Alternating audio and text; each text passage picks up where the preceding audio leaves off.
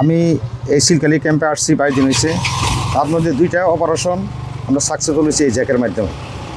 যেমন দেখা যায় একটা মাইক্রো পিছনে ইঞ্জিনের নিচে, কিন্তু আমরা এই জায়গায় হাতও দিতে পারি না, দেখতে পাই না, কিন্তু জ্যাক জিহ্বা বা মুখে কামড় বা পায়ে আশ্রয় দেয়, তখন আমরা শনাক্ত করি এবং সহজেই আমরা অবৈধ মালামাল যেন বা ফেন্সিডিল ধরতে সক্ষম হই। আগে যখন ডগ ছিল না, আমরা তখন এত অবৈধ মালামাল আমরা আটক করতে সক্ষম হই না।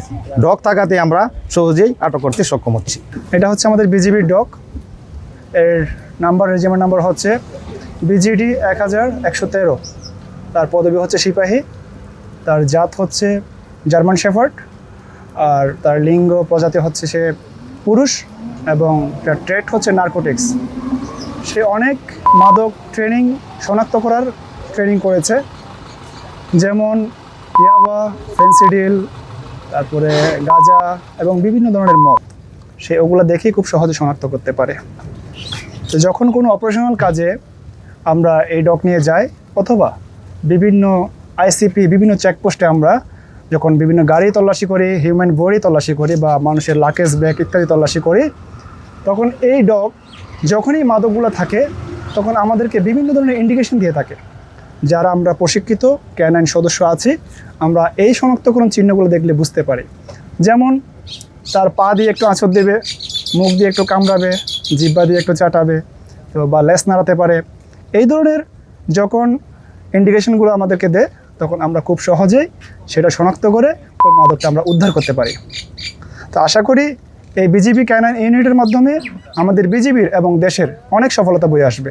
আমরা এই দেশকে মাদক মুক্ত করতে পারবো ইনশাল্লাহ। এ পর্যন্ত জ্যাকের অনেকগুলো সাফল্য আছে। আমরা টেকনাফ হোয়াইখং চেকপোস্টে, তারপরে দমদমিয়া চেকপোস্টে, তারপরে আমরা এই শিলকালি চেকপোস্টে আমরা অনেক সফলতা অর্জন করেছি অভিযানে। আমরা প্রচুর পরিমাণে ইয়াবা আটক করতে সক্ষম হয়েছি। আমরা প্রতিটা ডগের সাথে 2 জন ক্যানাইন সদস্য থাকি। আরেকজন আছে, আমি চলে গেলে নেক্সট টাইম ও ডিউটিতে আসবে, অথবা আমি ছুটি গেলে আমি আর অ্যাবসেন্সে আরেকজন দেখাশোনা করবে। মাস্ট একজন আমরা হ্যান্ডেলার উপস্থিত থাকি এখানে। তার বিজিবিতে সে আসছে আজ থেকে আরও 3 বছর পূর্বে। তার আনুমানিক বয়স প্রায় 3.5 বছর। তার পুষ্টিগুণের উপর চিন্তা করে সে আমাদের যে মেনুটা রয়েছে সেটা হচ্ছে ডগকে প্রতিদিন সকালে আমরা 1/2 লিটার দুধ, একটা ডিম এবং আমরা প্রায় 150 গ্রাম পরিমাণের অর্থাৎ 3টে রুটি আমরা তাকে সকালে দিয়ে থাকি। এরপরে বিকেলে ডগের যে খাবারটা সেটা হচ্ছে 1/2 কেজি মুরগির মাংস, 250 গ্রাম সবজি আর 250 গ্রাম ভাত থাকে। তবে প্রতি রবিবারে আবার আমরা 300 গ্রাম গরুর মাংস এবং 200 গ্রাম কলিজা, মোট 1/2 কেজি আমরা গরুর মাংস তাকে দিয়ে থাকি, সাথে সবজি এবং ভাত।